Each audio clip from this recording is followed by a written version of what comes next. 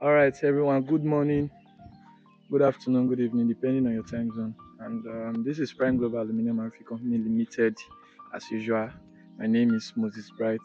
Welcome again to another of our project that we are doing here in Delta State, to be precise.